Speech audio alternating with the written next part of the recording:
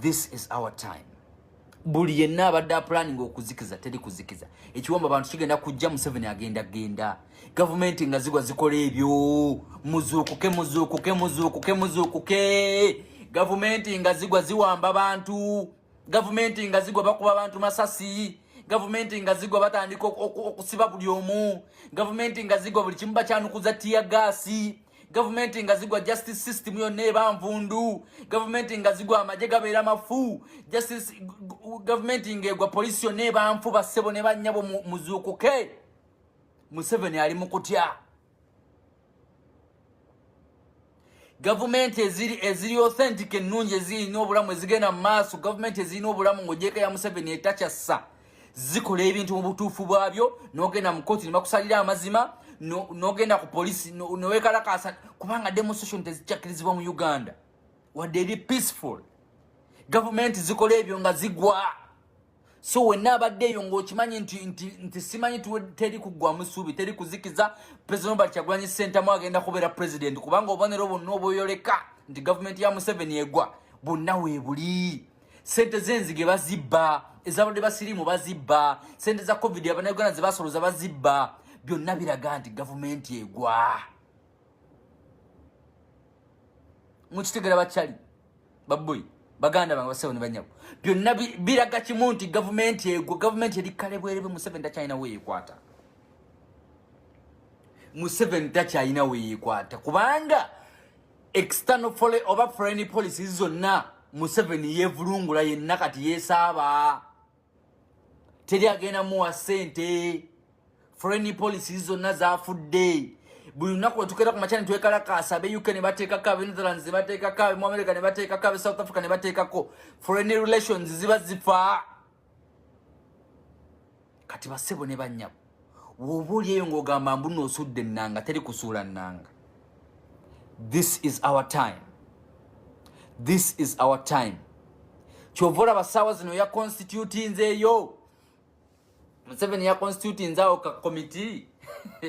Yadage. Museveni agenda. Museveni ya constituting nzeyo ka committee awo.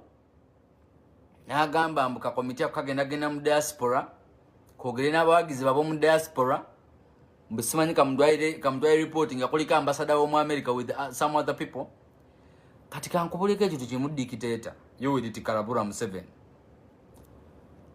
toyina buwagizi mu diaspora abakuwagira mu America kireka abakuwagira balinga batano ate bamanyi tebalina go basobola ku influence nga kubanga twabagamba badde Uganda bakuwagirire tebasobola UK kirabiko inayo nga babiri abakuwagira ate nabo tubamanyi ne mu Netherlands oyinayo abantu Netherlands oyinayo abantu nga basatu Belgium wali abantu nga mukaaga. So ebyo mugamba musimanyi mugenda kujja mu diaspora. Mumanyi lwaki Museveni ataddewo committee ejja mu diaspora? Museveni has put up that committee to come to the diaspora because he's feeling all the demonstrations that we've been making outside Uganda that are impactful to his government, to his funders. That's why Museveni is instituting this committee to come okupereza abantu to give out money. Na yenkakasa. Dictator tachaina. Dictator Museveni has lost funding right now. China foreign relations sawas nansindala. Talina. And you know very well that Museveni is operating Uganda on a deficit. Sente zino tuzewola was. Tuine banja ya over 54 trillions. Nga budget ya fe Uganda ebera mu 40 trillion. Tuina deficit nene. Atene 40 trillion nga twewoze. Era ne topping ate ko budget on top of the banja. Era budget y'omwaka guno egenda okuyita mujja kulaba nga ate nga tetukyali mu 54 nga tugenze mu 68. Deficit sente ze bakubanja gwe naawe ne muzukulu onange nani mwenna ne jajjaawo ne sengaawo. Kubanga this time round tetugenda kukkiriza Museveni kwewola sente bazibbe bubbi no. Tujja kulwana paka. Tugenda kuzemba se twekalakaase genda ku White House twekalakase, genda ku UN headquarters twekalakase, genda ku Senate twekalakase, genda ku Congress twekalakase, genda buli wamu dictator Museveni. You should know that. Because these people give you guns, they supply you with guns to kill Ugandans. You use these guns that you claim that you're getting them to fight Al-Shabaab and these other wars in Central African Republic, in Somalia, in everywhere around the region. But in turn, you use these guns to kill Ugandans. It is our generation to put an end to that. It is our generation to put an end to that. We are tired of this slavery. Era gwali mu diaspora yetantala mogenda kubera mu meeting z'abana abasajja Museveni bewadde sente baletera abantu mu diaspora. Wallahi wobo ina kasayiramu tujja kalwana paka bakajjeyo bakagobe. Kubanga Uganda nnungi, lwaki wagenda Uganda gyokolera?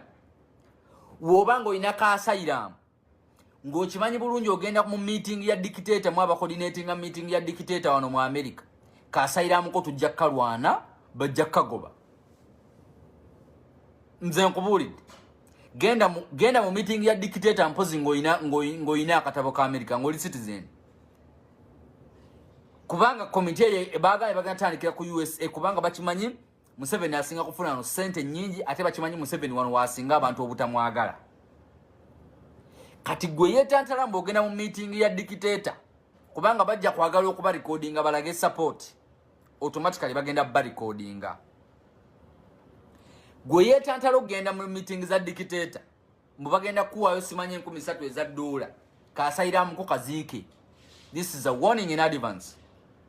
Kasayiramu ko tujja kalwanyisa mpozi bigende mu ngoli citizen ngoina akatabo ko mu America. Bigende mu ngoina green card. Ate ne obo ina green card nga watekayo political instability n'ebirala nayo esobola okurevoking bwa tujja girwana. Kubanga tukimanyi Museveni agenda ba recording abateke ku video alage nti diaspora inayo obwagizi talina bwagizi diaspora. Woba wagana tutegekera okulonda lwaki saazi no tusindikira abantu baba tugambe biki nga wagama mbu aba diaspora tebalonda. Dictator tumukabulwa Museveni. If you denied the people of Uganda and the people of Uganda who are living outside Uganda to cast their ballots on 14th because you know very well that you don't have support outside Uganda, why are you again sending this committee to bribe Ugandans, to sweet talk Ugandans? Gwe sebo banya bali ku VDN. Ngoina muganda oba ali mu America. Ngoina chali wali mu America.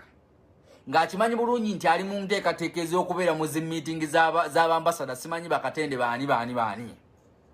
Ng'abeera no mu America. Tujja kulwana kasayiramu ko. Tujja kulwana ka green card ko bakafuna ko political instability. Tujja bulwana bonna babu counseling. Ode Uganda ogenda obeere wa dictator. Ononyezeyo sente. Kozi bali bubi abantu ewaka.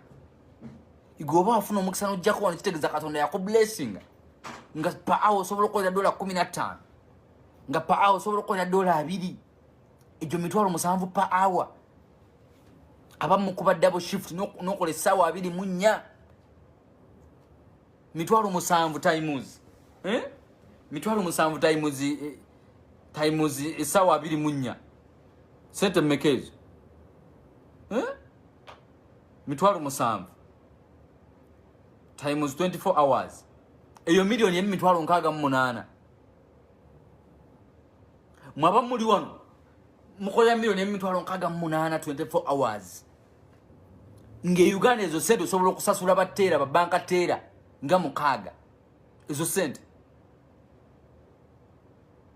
Kati nawe nga weesulu babambo ogenda mu meetings za dictators zigenda obeera mu America. In the UK newa.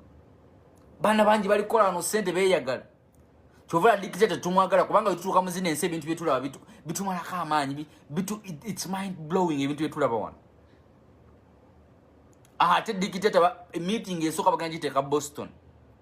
Mwenna banna Boston bannange mwenna n'abantu mwenna babeera mu America mwenna mwewale entegeka za dictator meeting zagonoteka Boston ng'agamba mbu ayita ba diaspora mwenna mwogere ku nsonga ezigenda mu maaso mu ggwanga lyammwe.